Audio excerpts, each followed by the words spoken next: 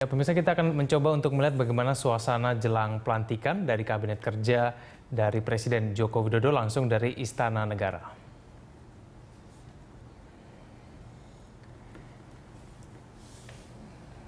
Ya, ini adalah suasana pelantikan di Istana Negara. Kita lihat tamu-tamu sudah mulai berdatangan ke lokasi untuk menunggu acara pelantikan yang sedianya direncanakan akan dimulai pada pukul 11:30 waktu Indonesia bagian Barat.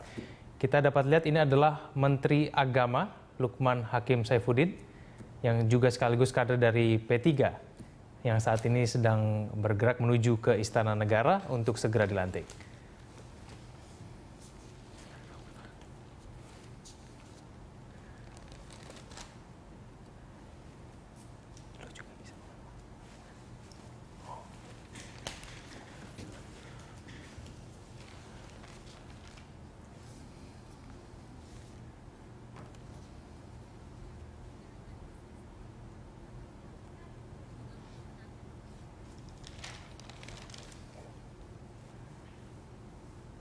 Dan direncanakan nanti pada pukul 10:30 rencananya para menteri terpilih ini akan melakukan gladi bersih sebelum mereka akan secara resmi dilantik oleh Presiden Jokowi di Istana Negara.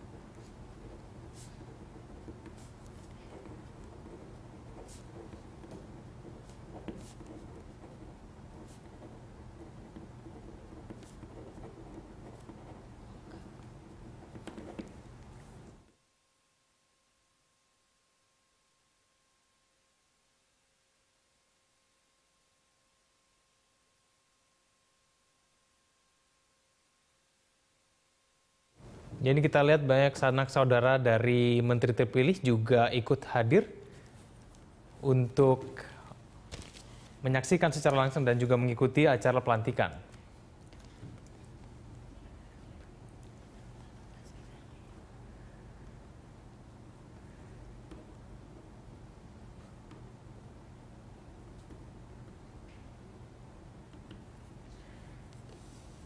Ya, dan ini adalah Ferry Murshidan Baldan, yaitu Menteri Agraria dan Tata Ruang beserta keluarga.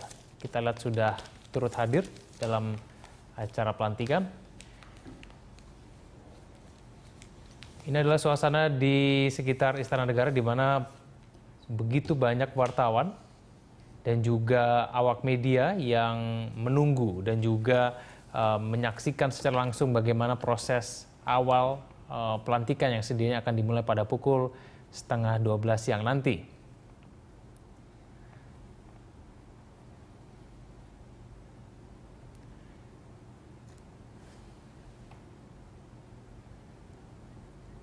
Dan para awak media tampaknya masih berusaha untuk paling tidak mendapatkan pernyataan dari para menteri terpilih ini. Kita akan menyaksikan siapa yang akan hadir selanjutnya.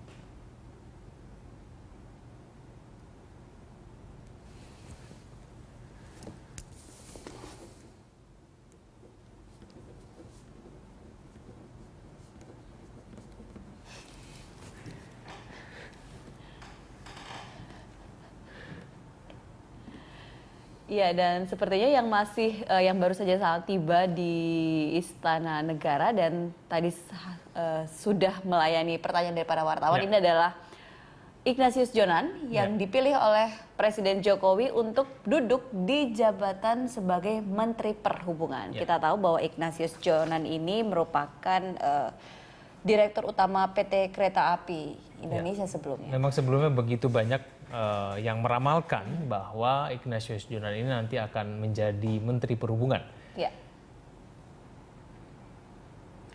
Ya, Ignatius Jonan sudah mulai masuk ke dalam kompleks Istana Negara.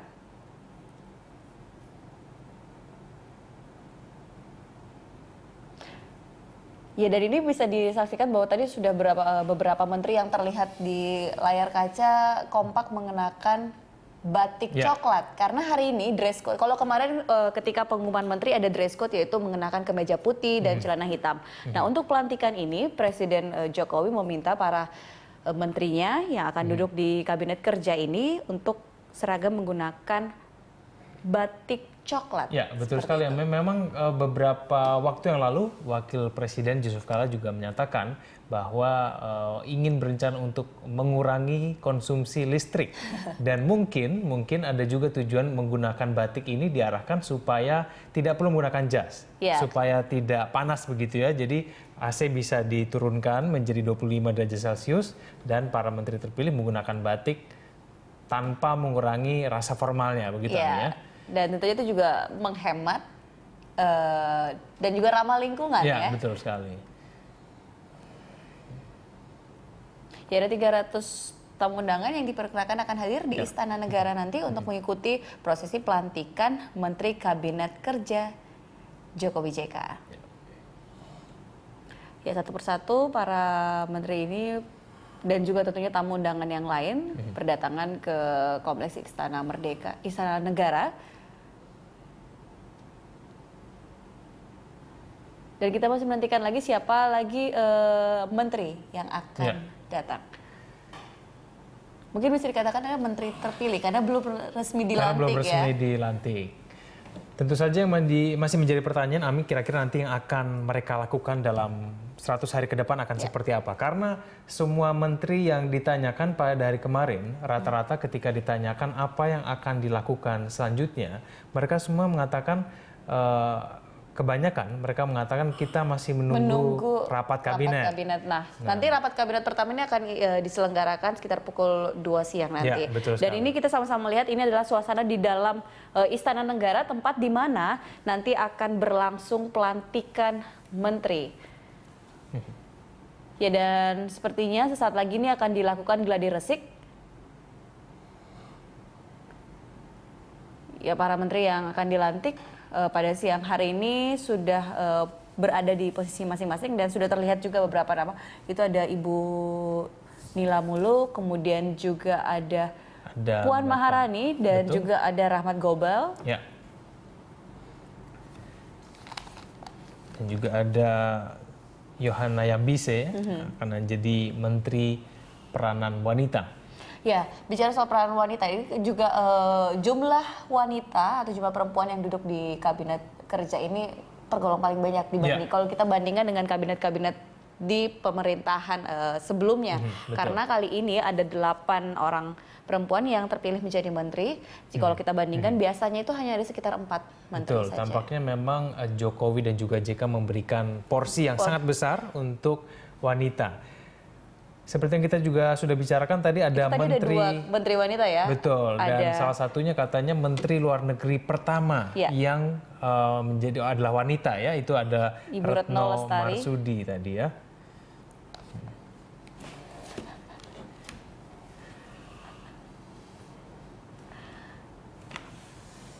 Ya, kemudian juga terlihat ada menteri wanita yang satu lagi yaitu Ibu Siti Nurbaya yang menjadi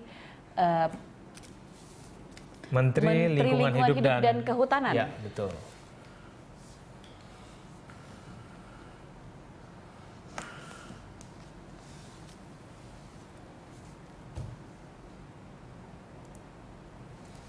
Ya, selain mereka mengenakan batik, Ami, tampaknya mereka juga menggunakan pin ya, atau semacam bendera kecil di bahu sebelah kanannya.